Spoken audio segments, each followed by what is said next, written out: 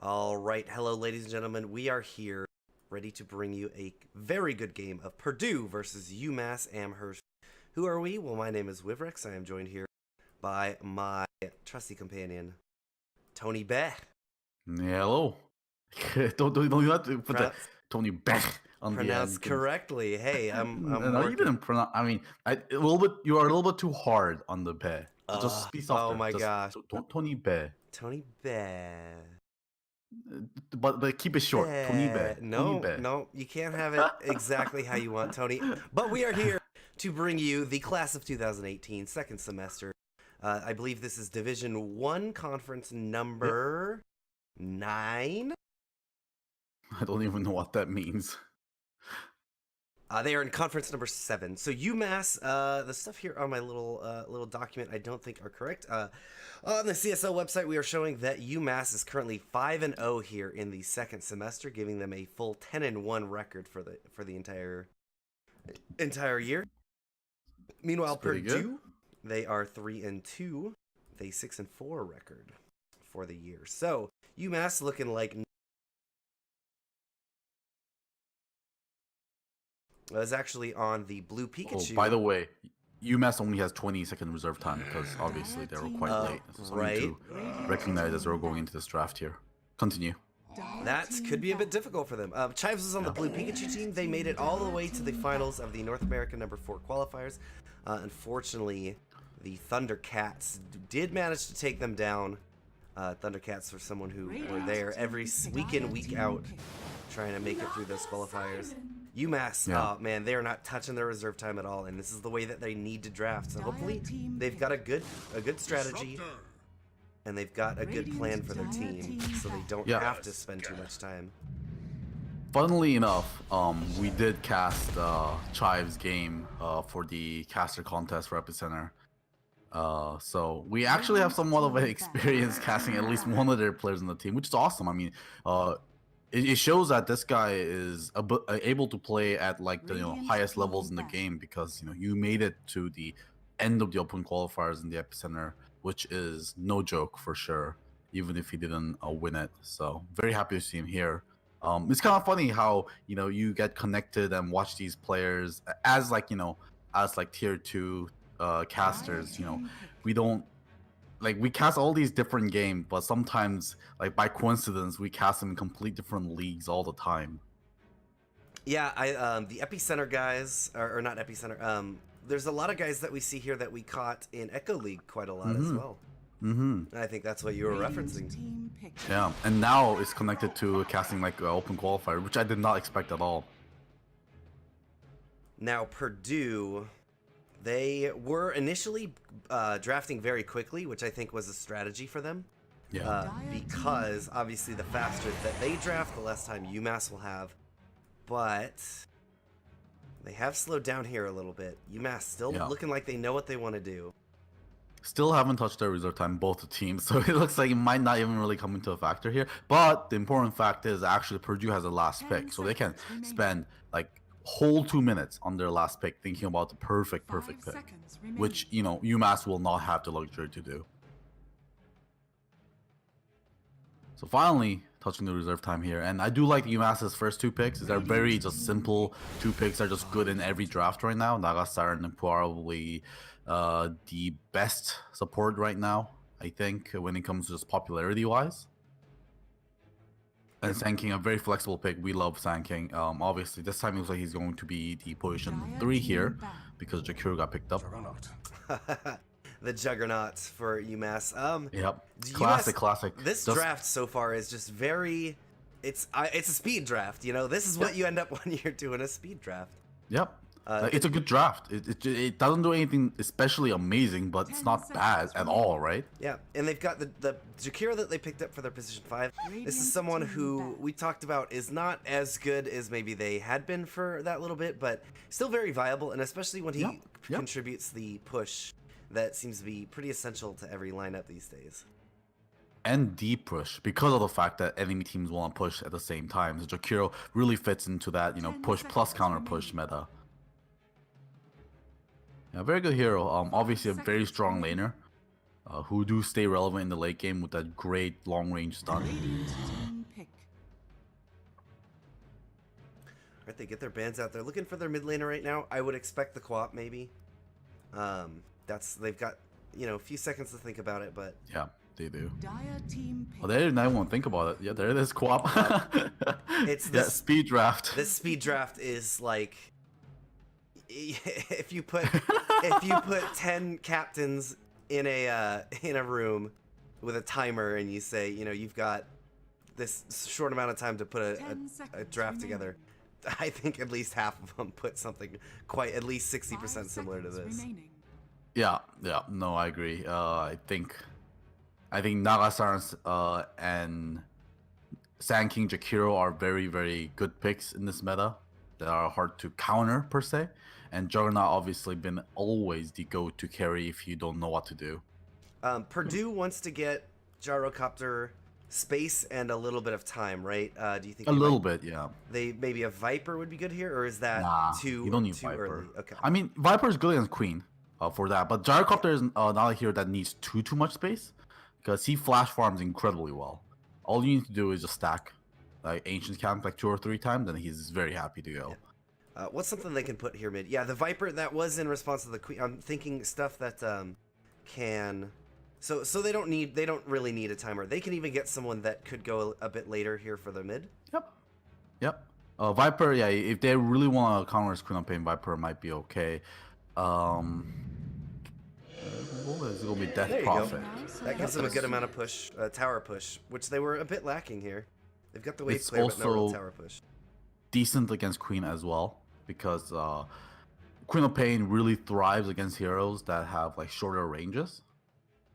Death Prophet definitely does not suffer from that at all. And if Queen of Pain wants to get close for the Shadow Strike to land, because Shadow Strike is like not a long range spell, it's like a medium range spell. She will eat the Crypt Swarms and life drains and stuff like that, and that's not a trade you want to be taking. So Death Prophet is good against Queen of Pain. It's not like a just brain dead I win this lane, but it's good, and then it contributes to the late game push, which they don't really have right now. Gyrocopter is he is like not bad at pushing, but his shining potential in pushes are not the fact that he takes tower fast, but because of the fact that his flat cannon hits every support in the backline while he's pushing a tower. So they just need more raw damage potential to take these towers. I think that Prophet's a very good thing to fill that hole. Yep, and then and Queen of Pain is also a hero that kind of needs to, when she goes to go for the kill, she has pretty good kill potential, especially when she gets 6. She jumps on them to use the scream, but Death Prophet is a really stand your ground hero because of the Spirit Siphon. Yeah, and also the silence, very good against her as well. All right, well, as a league game, we do like to introduce these players. It is going to be UMass on the Radiant side. Our boy Chives will be playing that Queen of Pain in the mid. Meanwhile, I don't remember whose name this was, but Chinese characters is going to be on the Juggernaut. Shani on the Naga Siren. We've got I Wanna You on Jakiro. And not Zach on the Sand King. And over on Purdue, we have a Regulus playing Death Prophet. Got the Mango with a mission playing the Disruptor. Got Easy Life on the Tusk. Have the Aim Fire Cog on the top lane with the Gyrocopter. And finally, Tidehunter. Chinese name versus Chinese name in the bot lane. And the Juggernauts, I'm trying to think. Oh yeah, okay. I was wondering if this guy was also on one of the Epicenter teams, but no. Carlton and I covered UMass last week. And that is where I recognize not Zach and Chives and this Juggernaut from as well. But Chives was definitely still on the Blue Pikachu squad. Juggernaut or Tidehunter, of course, here to do the lane pull. Juggernaut tried to get a lot of damage into him, but that Kraken Shell, he barely took any damage. He ate like 10 auto attack from Juggernaut as well, but only lost 10% HP. Yeah, Juggernaut's got a good attack animation, but does not do a considerable amount of damage at the beginning of the game.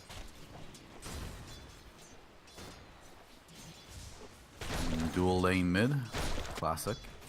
So it looks like we're gonna have Shani start top lane here on the Naga Siren.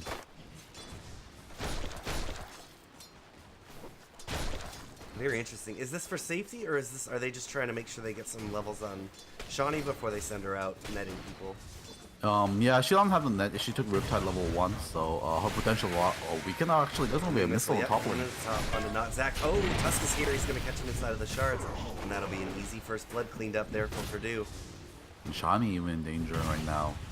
She actually might go down. Yeah, Shards, Thunderstrike is out on her. A couple more shots will do it. Once again for missile. Oh, easy life. He's going to go in deep. He's going to eat a Riptide. He'll die under the tower. But Shawnee will go down to the homing missile. Yeah, that's the price you pay. Not Zach took a Cosmic Finale level 1, which meant the Ice Shards were especially effective against Sand King. So of course, Cosmic Finale does not give you any defensive potential. Finally hits level 2. Gonna be able to get the Burrow Strike.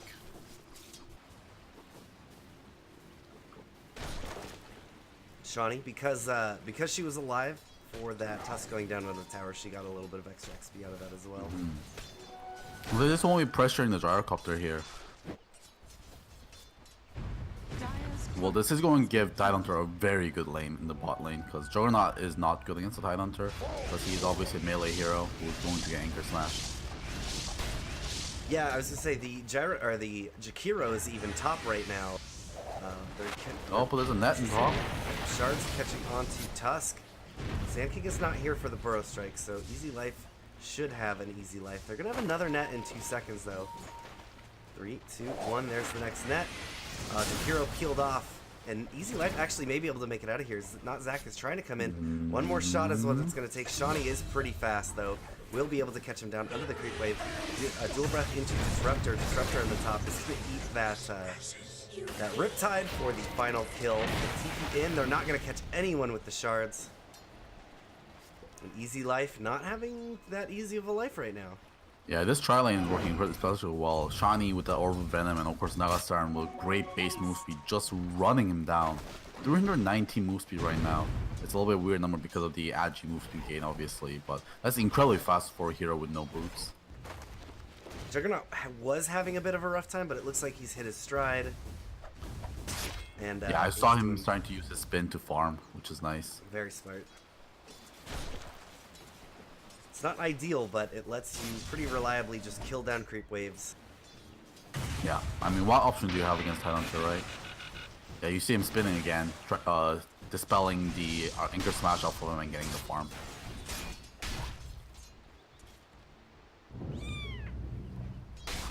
Yeah, with where Anchor Smash is right now and Juggernaut's attack, what do we got on Kraken Shell? Blocking 24. Juggernaut does basically no damage when he's when he's smashed up. Yeah. And you just see, like, Juggernaut is paying the price for it. You see he is completely out of the meta already, but he has been figuring out a lot of, you know, magic regeneration item for himself. You see Enchantment Mango on him, especially if he needs to get the emergency mana, but he always has a magic stick, which is great against the Tidehunter, obviously, because Anchor Smash is a very spammable spell. Golgi, do you think it might be worth grabbing some raindrops, just because Tidehunter won't be able to burn them down or anything like that, and that'll get him a little bit more mana regeneration? Or do you think that that stick will be fine? Yeah, I think that stick will be fine. Raindrop, obviously, you are spending 225 gold, which you can be spending on something else, which is the biggest problem with it. The mana regeneration is nice, but it's going to be a useless item that you kind of have to sell later. And the important thing about Raindrop, I think, for me, is more the ability even to block damage. The blocking the damage is actually, I think, very important.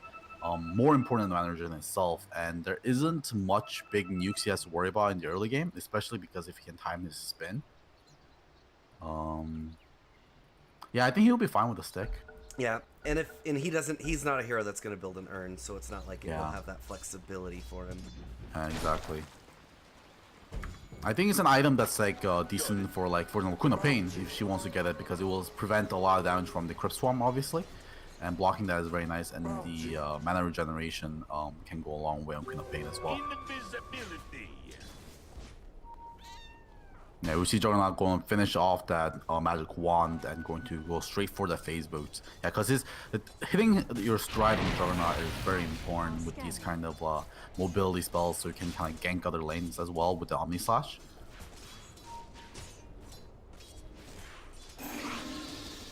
Top. Gyrocopter goes on again. Yeah, this tri lane is especially effective right now for UMass. Large stack getting made up here. Oh, just a double stack. Yeah, they're gonna... I think that UMass will want to see if they can maybe farm that up before Gyro goes and takes a crack at it. Yeah, this is working especially well right now. Gyrocopter, he's gonna eat some dual breaths and liquid fire. He's gonna go back under the tower. He'll be fine, but... He just came back. Eating quite a lot of breaths. They get shards, a burrow strike into Tusk now. Oh, the snowball is actually not going to get him to anywhere near the safe. Not Zach is going to get glimpsed back. Not Zach making his way away. He's got a homing missile on him, so they got to be careful. I want to you. Oh, he's hiding in the trees, but he just gets run down by a rocket barrage. So they finally get some revenge here, but like, you know, the cost you pay for a tri lane is the fact that your safe lane isn't going to be doing so well. But look at the last set. Juggernaut obviously doing worse than the Tidehunter, but not bad at all. Much better than Gyro. Yep, this is paying off incredibly well here for UMass. They're basically not even paying a price for it because Juggernaut is doing okay. And Tidehunter not necessarily the scariest here with farm. Of course, it's nice to get the early Blink Dagger, nice to get that early, you know, mechanism into Guardian Grease, but you know, it's not like game ending. Radiant are scanning. Death Prophet not exactly having a great time, or is not going even in this lane against Chive, and that's not necessarily a hero matchup, a hero interaction, right? I think Chives is just a pretty remarkably skilled player. Yeah. Definitely agreed. I'm surprised that yeah, Regulus is struggling so much. Oh no, Jakiro's gonna get found out in the top. He's sharded up, cut off from getting out of there. They're gonna get him with a missile into the snowball, and the rocket barrage finishes him off. Yeah, Jakiro's been in a bit of unoptimal positions, and that's going to bite him twice in a row now. I think they don't want to give too many kills over to the Gyrocopter, right? Because that will start to undo the work they've done on the tri lane. Yeah, Jakiro may be pushing himself slightly too aggressively here, but I'm sure UMass are discussing it, and they'll probably react accordingly.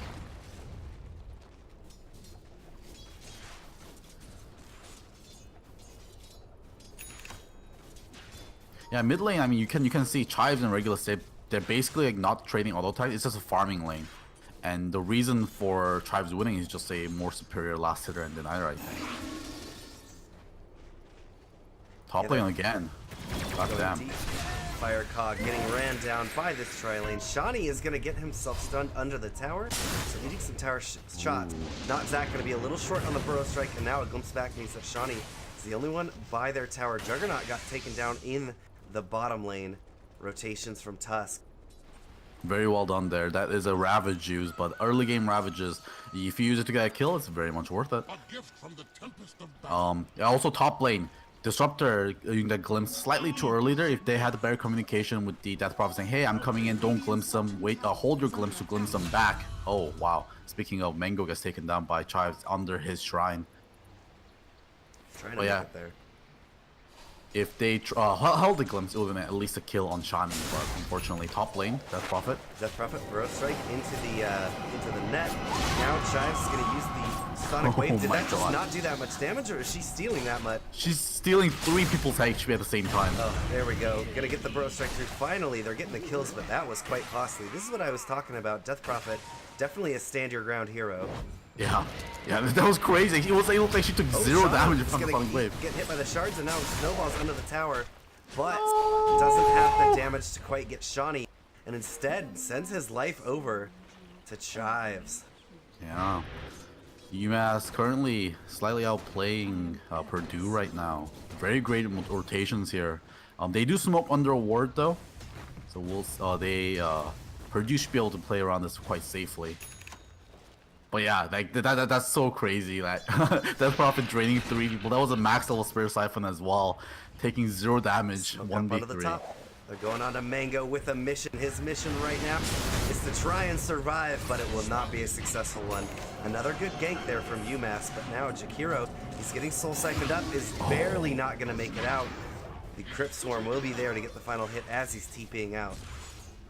So that's very much worth it, I think, for Purdue there, because they do trade the support for support, and they were behind. You can see the money difference there: 186 going to Shani, but 275 going to Regulus. So they're going to be happy with that trade.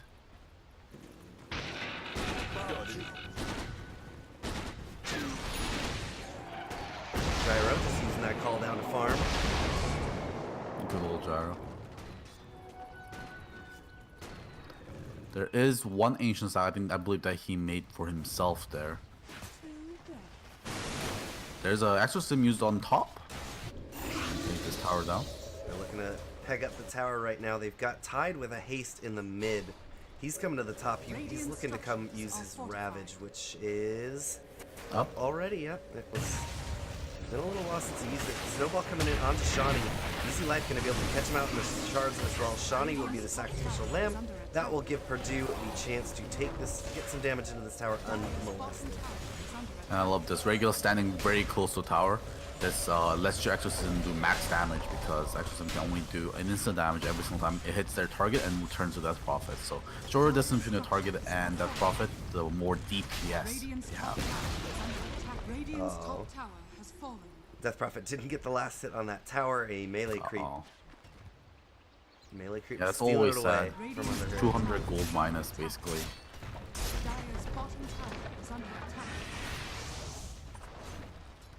Now there's a lot of people here in the bottom, but Tide Hunter is coming. Snowball's going to be onto Shawnee. They catch him. Not bringing Tide with, but if they stick around, Tide is ready to use his Ravage. There are no one looking like they're wanting to TP ready in for a response here on Purdue. But UMass continuing to take the aggressive position. Actually, they're just going to back up. Juggernaut going to farm up some camps.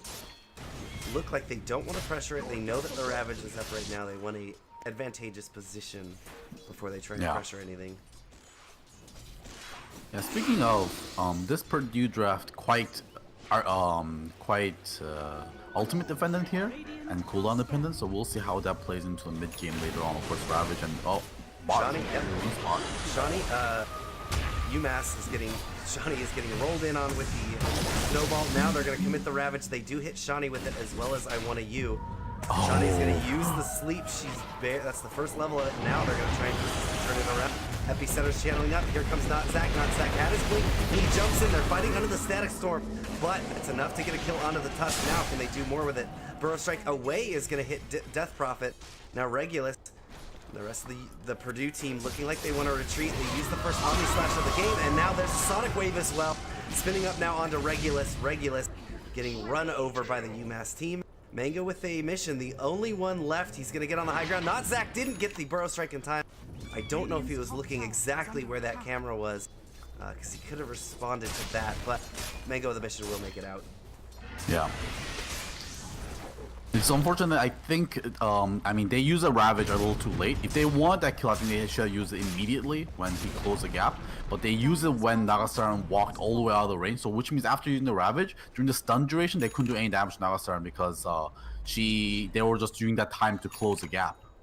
And by the time they reached her, she was unstunned to be able to use Song of the Siren, which meant that Ravage was completely wasted and turned around on. So just a little bit of a decision-making error, a little bit indecisive there, costing them their gank there. You either decide not to use a Ravage and back out, or you decide to use a Ravage immediately.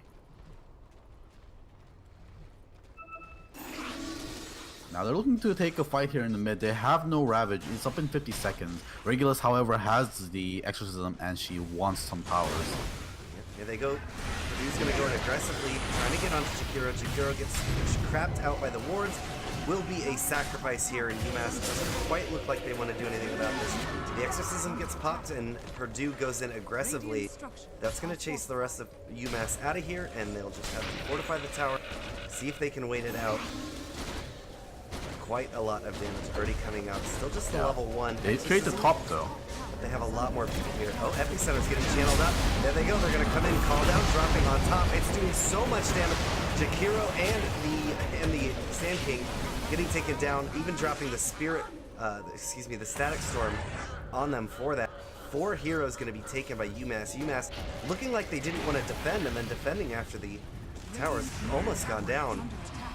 Yeah, Juggernaut was trading for the top tower there as well. So fighting that fight without your highest farmed hero, not a very good idea. And Juggernaut had his Omni Slash as well, so you definitely won't have him around. And of course, fighting into an Exorcism, that is just a suicidal mission. So yeah, should I just let that go? And just focus on farming the jungle or split pushing bot lane. I guess it was taken down, but you know, get some farm now because you're not going to stop that push. And just make sure to stop the tier 2 push if they decide to go for that, and then you commit the percent because by then Exorcism will have worn out and you are happy to take that fight against a Tidehunter and Death Prophet without ultis.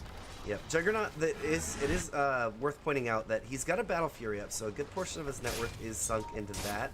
They might have wanted to try and see if they could limit their losses for map control as much as they can early until this can pay off, but it definitely didn't work out for them.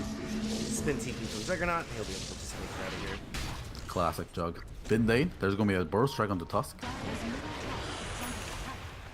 They've got a net ready if they want to keep going. They will back it up. Just looking to get, UMass is just looking to get damage here on the mid tier 1. Yeah. And with Juggernaut, with most of Purdue going to top to try and get back on Juggernaut, they've got the space to pressure this right now. Dire's middle tower is under attack. And yeah, mid lane gets taken down without any answers here. I mean, we're talking about they can't really fight without these ultimates and Exorcism being down. And Tidehunter, his blink is not ready yet for that kind of initiation.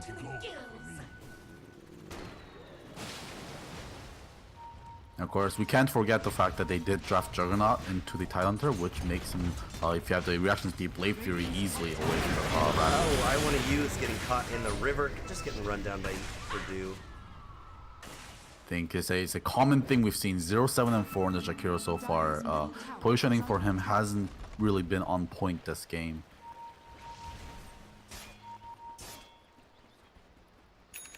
Death Prophet now has the Drum's Endurance, working towards the Yule's next, which he needs quite a bit to survive in these team fights. Dire's bottom tower is under attack.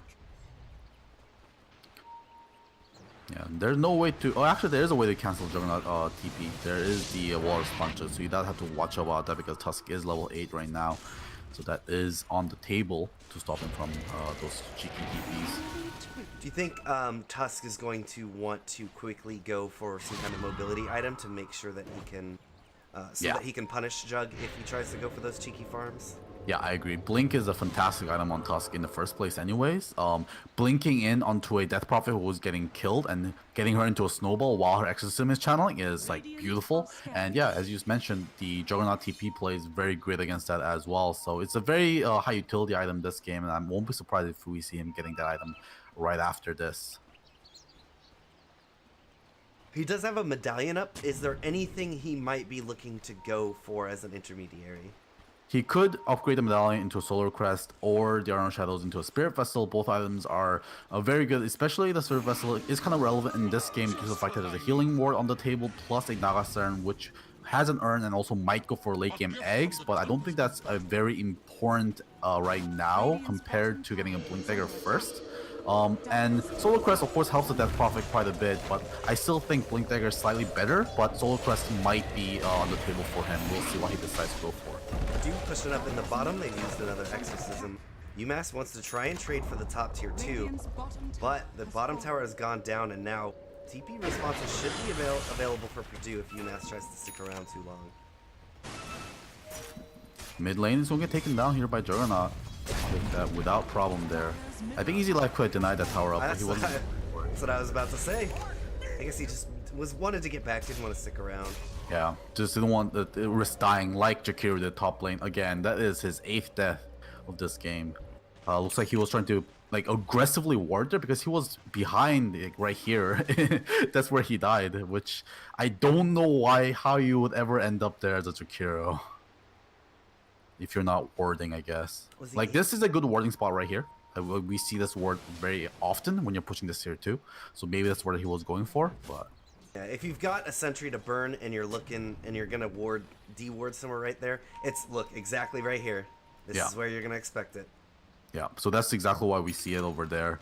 But surprisingly enough, there actually wasn't a ward place. But it's a very good play there by a Mango because it's you should at least think about it. Why was a Jakiro there? He must have been warding. That's what I would think.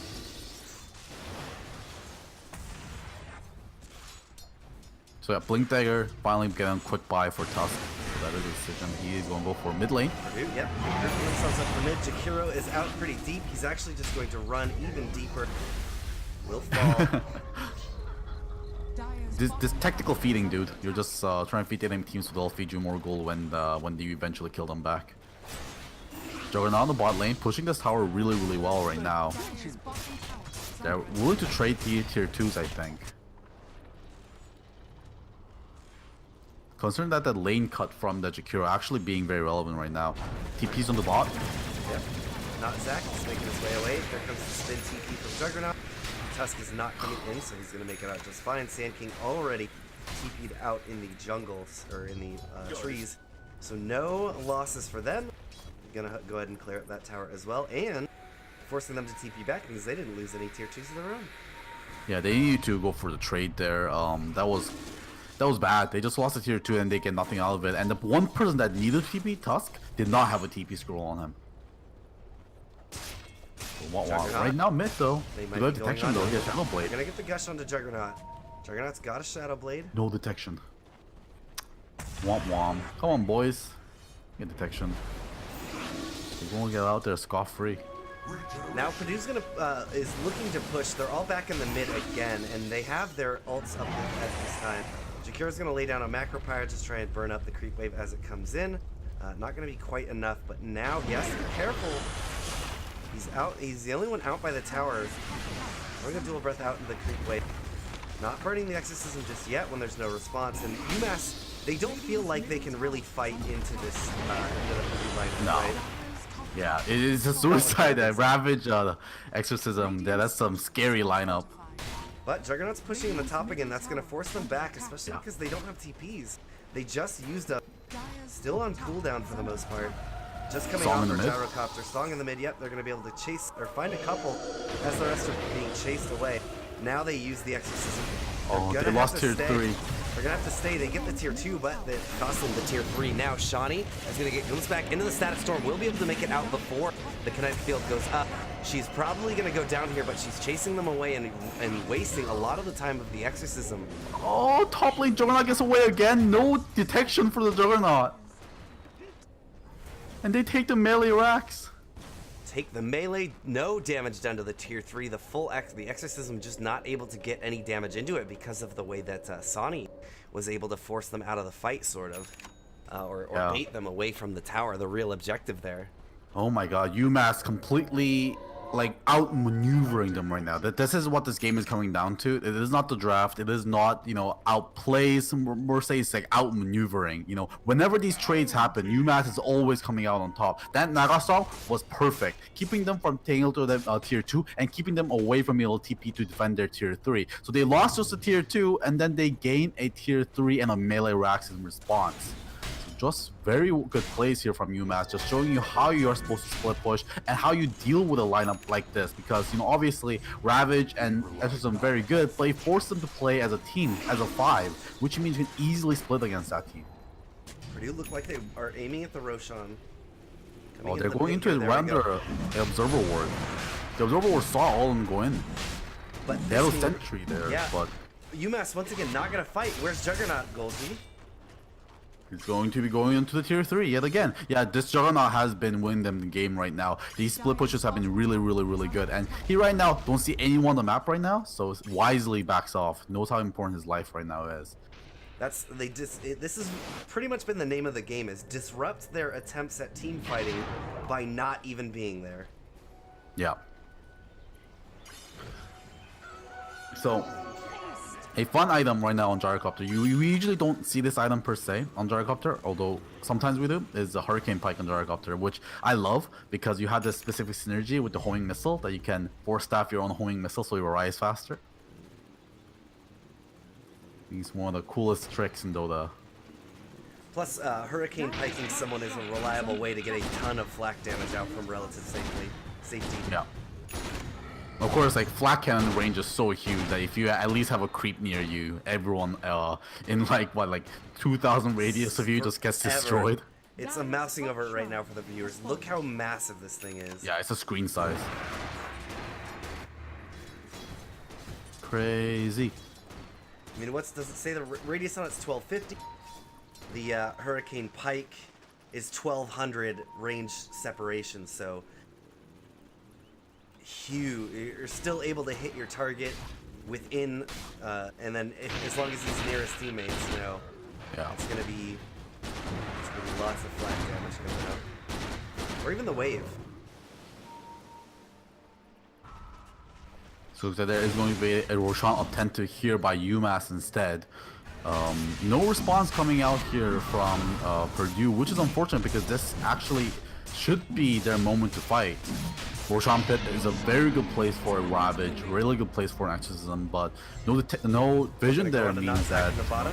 Homing missile now chasing him down. He is invisible right now under the sandstorm, but they dust him up and use the sentry. Try to catch him inside the static storm. They will. He's not going to be able to burrow strike off that glimpse. Nice try though. But that is without static storm for 75 seconds, which might be relevant here. Dire's bottom shrine is under attack. I still feel like these guys need... I mean, that took so long in the bot lane to get detection for the Sand King. Just feel like they should be more on the ball there. More detection carried as well. Only the supports right now carrying them. I guess Tidehunter has them as well. Just need a lot of detection on these heroes because there's obviously the Juggernaut who have gone away twice with that Shadow Blade.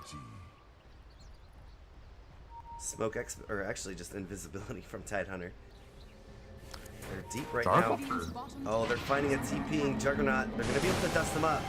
Now, he can't get out of there. Oh, they were just...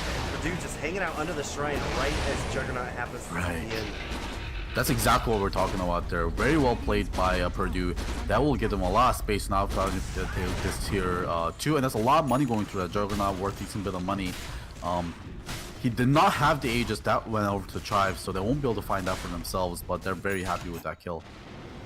And tier 2 getting taken down. Oh, backup is getting popped as well, so which means top range racks getting taken down right now by Nagastar and her meter hammer. Shani playing Nagastar. This item, when it was announced and we were talking about it in the patch, we didn't see where on earth this would fit in. But it's definitely found its niche. Yeah, because when it was first introduced to the game, mid lane, they're losing tier 3 as well. But when it was first introduced to the game, it was really bad. It was really, really bad. Kiro is going to get caught out in the shards while Purdue is going aggressively. They've got the Exorcism up, but UMass is not looking to fight them. They're in the mid, taking their own tier 3. Meteor Hammer coming down onto the barracks right now, while Purdue does take down a lane of racks themselves. Still working on that melee racks. They want to make sure they get that melee racks before they do anything else. Kiro did buy back. It's going to be a dieback for him. He's not going to be the most important hero here, but having to fight without him won't be very comfortable. The epicenter gets channeled up, but he's not able to do much when it's canceled out by the Ravage. Now, Not Zach making it back to the fountain, but he'll get glimpsed. Not Zach going to get picked up here as well. They use the Song of the Siren to buy some time in the back and reset the fight. The Sonic Wave comes out and hits onto the disruptor now.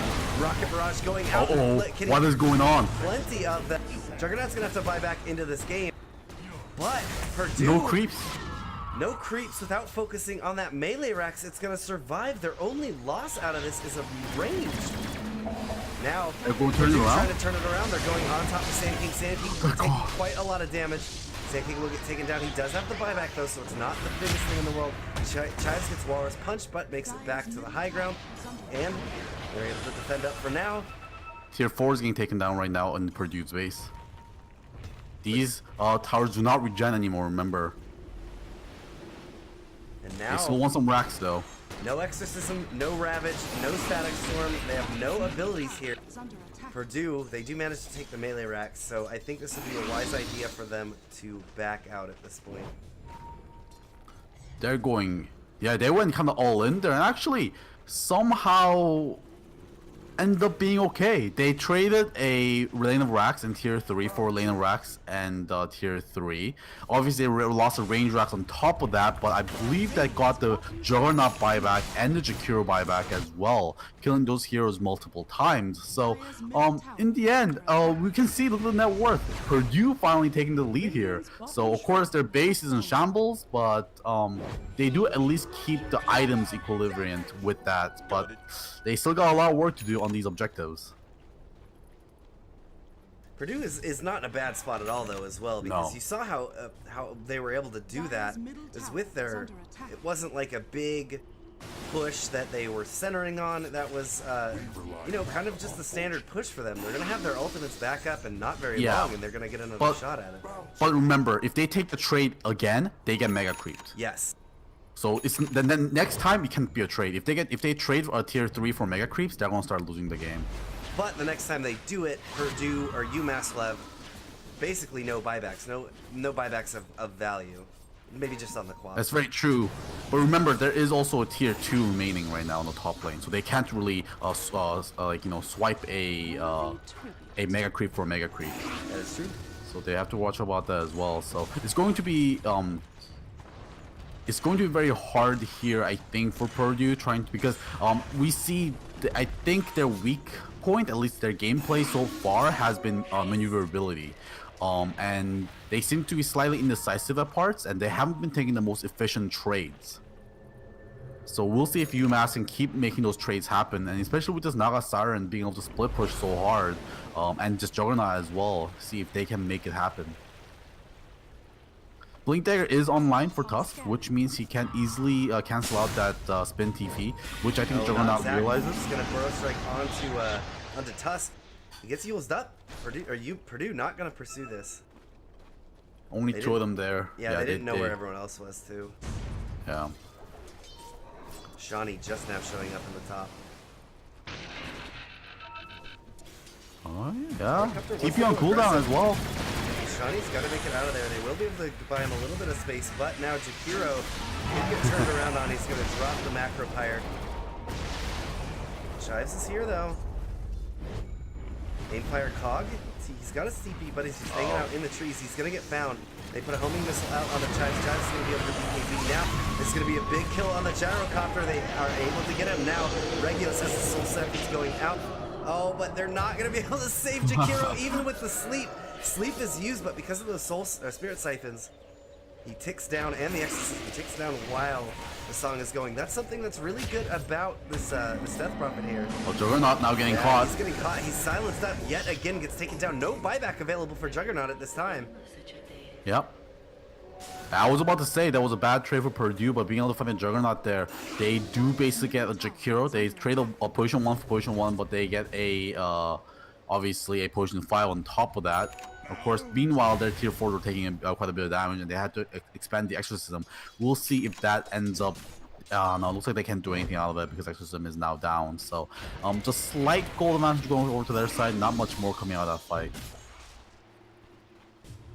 Yeah, it's so hard when you have 2 lanes of racks lost. It's so hard to transition any kind of team fight win into a objective win because of the fact that all your lanes are going to be pushed in. Cryptic had pointed out, and I actually did this earlier because I wasn't paying attention, but this Naga Siren skin looks like an illusion. I had clicked on her earlier, and I glanced over and saw that it was all blue, and I clicked onto someone else because like no one wants to follow an illusion. Why would you do that? Yeah. Yeah. It's just, she got like a bit of teal on her, and that's like all that separates it. And I mean, that's bot lane. They find Chives, force the BKB. Gonna have a blink here in just a moment. Wanting to try and get out of here. Let me get out. All right. So Roshan will be up in 2 minutes right now. That's going to be a very crucial Roshan right now. If UMass has it, that means they can push safely with their like I think you give to Juggernaut so he can split push safely, rather than the Queen of Pain. But we'll see what they decide to do if they do get it. And of course, I think if it goes over to the UMass side, the Purdue side rather, it will just basically stall out the game, because the problem right now is the fact that Purdue can't leave their base. Right, the game right now is the ball is right now in UMass's court. They can do whatever they want with the game. Mid lane, there's going to be a Border Strike into Death Prophet. Catches Death Prophet, but it looks like it's just a bit of harass. Yeah. Yeah, and Purdue really needs to get the top lane pushed down so they can take that tier 2. Oh, Shani Shani's top getting lane. found by Empire Cog. She immediately uses her mirror images.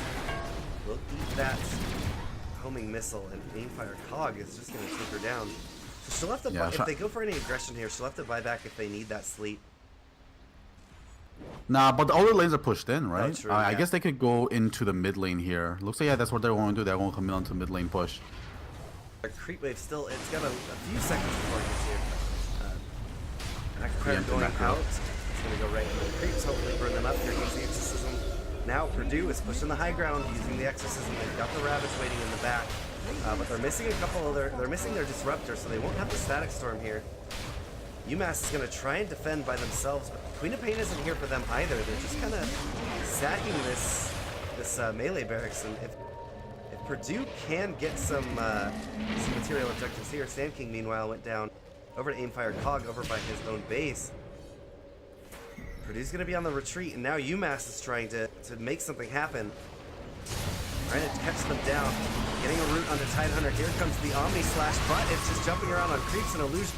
They use the Sonic Wave and going to get a little bit of damage with it, but Jakiro not able to contribute too much to the fight. They use the Ravage. It's onto the Juggernaut. Juggernaut, he uses the Shadow Blade, but doesn't make it out. Juggernaut's down 70 seconds. They'll roll forward onto Jakiro. They're going to be able to clip Jakiro. And Shani trying to get out of here. She bought back as well, I believe. No, she did not have to buy back. Oh my god. I think Purdue did it.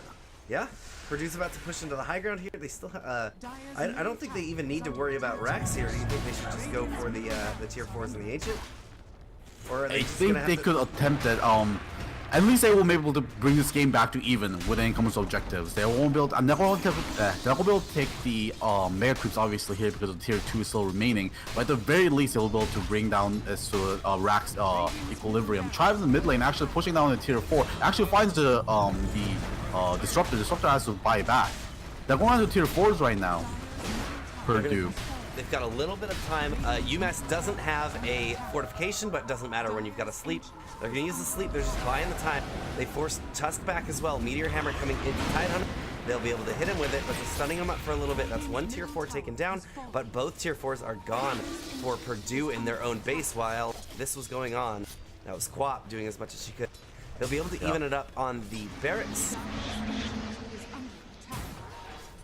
And so they won't be able to get any kills on the retreat here. They've got a naked Ancient right now, though. They want to go more. Juggernaut, please do not get caught here. Juggernaut is out deep right now. Into the Purdue base. They're going to find Jakiro with the Yules. Here comes Juggernaut. He pops his BKB this time around. Now Meteor Hammer and the Epicenter channeling the way they take down the Death Prophet. Death Prophet buys back immediately. She doesn't have a way into this fight, though. There she goes. Buys into TP Boot. And should be trying to make it back to the fight if they want to get it here. Is your game getting a little choppy? Yeah, it's getting super laggy. Oh boy. Okay, we got a Burrow Strike forward onto Gyrocopter. Hopefully this isn't happening in game. Oh, what is going on? Oh no. Oh no. I hope this is not happening to them. Okay, I think it was okay. Because we caught up now. Still getting extreme lag. There we go. Catches up for me, and there's the pause. That was a bad time for that to happen. That may have cost. I don't know. Do you think that Purdue could have got out with less losses, or do you think that most likely UMass could have got more kills if?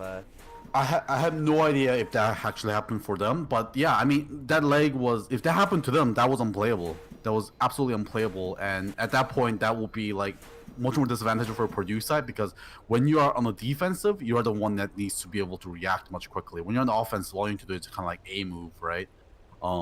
So yeah. Hopefully it didn't happen to them. Of course, Giant ended up getting disconnected right now. Players not really talking about it, so I'm assuming it didn't happen to them. So it looks like it's okay. You'll find Titan Thur as well. Death Prophet, of course, had to buy back, but wasn't able to TP back into the fight right now.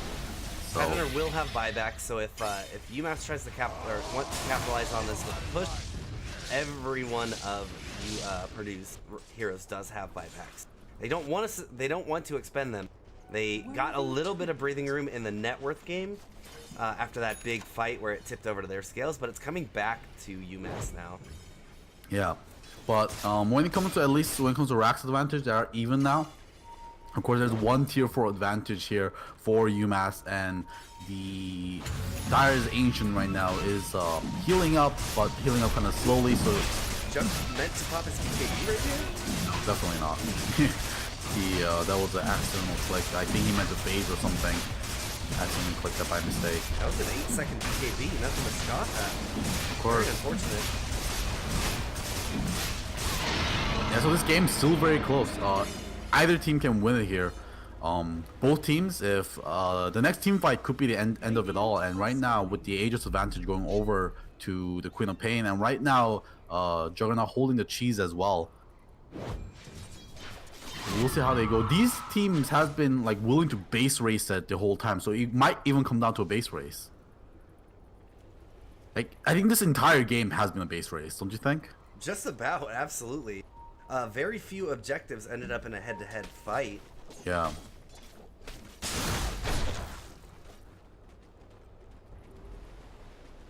Nullifier now in Queen of Pain's palms, so that is a very powerful item for lots of people. That's probably buying an 8 on this. I love that item for her right now, because last fight she got taken down without being able to use her ulti. Invisibility. Regulus gets found in the mid They lane. use the nullifier, but the Amethyst is going to trigger. They still are able to root her up, but she's going to Yule's up and make sure that she makes it out of there. Purdue going to surround their Death Prophet. A little show of force to make sure that UMass does not try to get aggressive. And there you go, there's the power of the A on this, although I don't think they'll have went for her anyways, even with the Ingrips. It does prevent quite a bit of damage there. Of course, it also purges off negative effects, so it doesn't get the soul burn damage from the thing. Takes away the mute, which is important for the nullifier, because that means it will give her time to be able to use her Laurel Serve, time to use her Yule's Scepter. So just a very good item for her, being able to take off all these debuffs from the other team. Does it? It still triggers when she's muted? Yeah, it did trigger last time as well. Yeah. She's getting gone on. That's kind of strange. Yule's up once again now. Regulus. She's got the Soul Siphons 4 available if she wants to try and use them. Instead, she's just going to get burned up. They take down the Death Prophet. Death Prophet doesn't have a buyback right now. UMass wants to fight. They're going to be able to catch the Tusk. Getting kills on the Tusk. Tusk will have a buyback. Status Storm dropped into 2. Queen of Pain is going to be just fine for now. They've got the BKB out, and they counter it with that sleep play. Take down the Gyrocopter. Gyrocopter will have a buyback, and he's going to have to use it. They use the buyback on Gyrocopter now. Going down onto Tidehunter. I don't know if they necessarily want to use the Ravage when there's no one here to capitalize on it yet. He did cast Sarcastic. 4-man Meteor Hammer. But the 4-man Meteor Hammer, a little mini sleep for themselves. All right, here we go. Ravage still available. But Aimfire caught, and Oh, the mute and the silence. they're not going to have any buybacks remaining here on Purdue. Ravage gets used. It's going to catch 3, putting the damage into Sand King. Sand King pulls up. Buying a little time from the rock, reprieve from the rock rush. Chives are going to take down, but that's just going to be the Aegis. Not Zach jumping through with the Throw Strike will eat a Walrus Punch to the face. He's trying to buy a little bit of time. They want to kill this Gyrocopter. There they go! Gyrocopter, no buyback. Trying to get the Tusk with the Nullifier on him before he makes it to the fountain. And the last one, Tidehunt, is just fighting away, but no buybacks left on Purdue mean that UMass will successfully break this high ground and take the Ancient. Yeah. Very well played by them.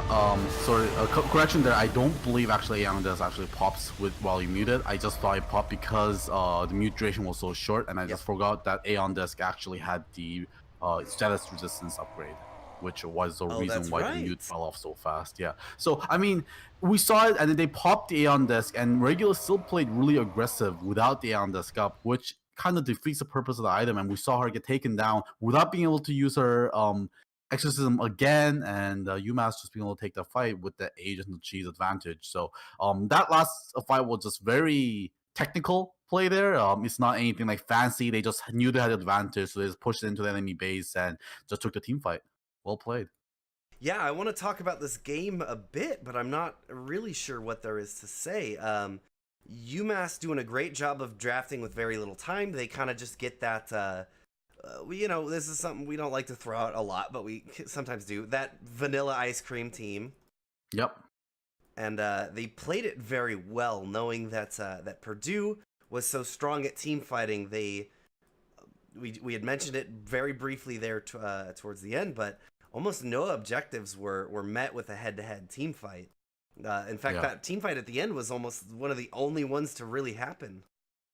Yeah, and it wasn't even and Purdue could not even fight it properly because of the fact that they did not use exorcism, they did not use the ravage. So the team fight team lost against the non-team fight team because they got outmaneuvered in the end game as well. So I mean that's a textbook game if you want to study on how to deal with a team fight team.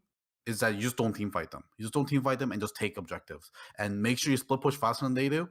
And like just take heroes that are good at delaying. You saw Shani delaying up the push on the enemy team. We saw Jakiro pushing up the push from the enemy team, and we have the Juggernaut who pushes somewhat faster by himself alone against the enemy fight team who's pushing together. With because of the fact that the supports are delaying is so hard. It's so good.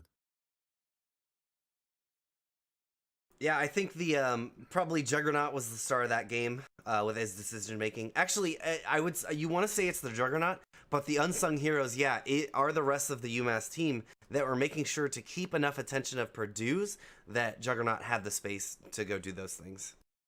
I don't think there's a specific VIP this game because I will call it give it to VIP. I don't know who makes the calls on UMass, but the shot caller. The shot caller is the VIP that game because they execute their plan perfectly. All right, everyone, that was game number 1 of UMass versus Purdue. We're getting the lobby up and we'll be into game number 2 shortly.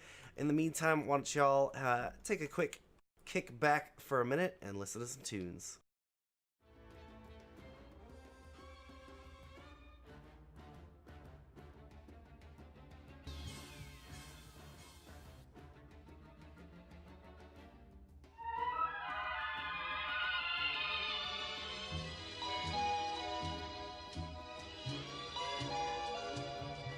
You must remember this, a kiss is still a kiss.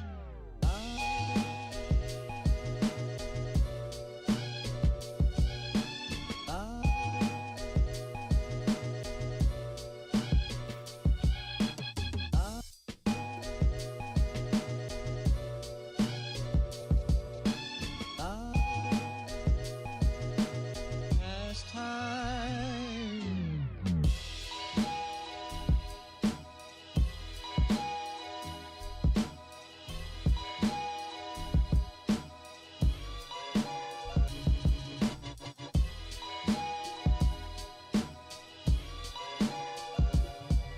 You must remember this, a kiss is still a kiss.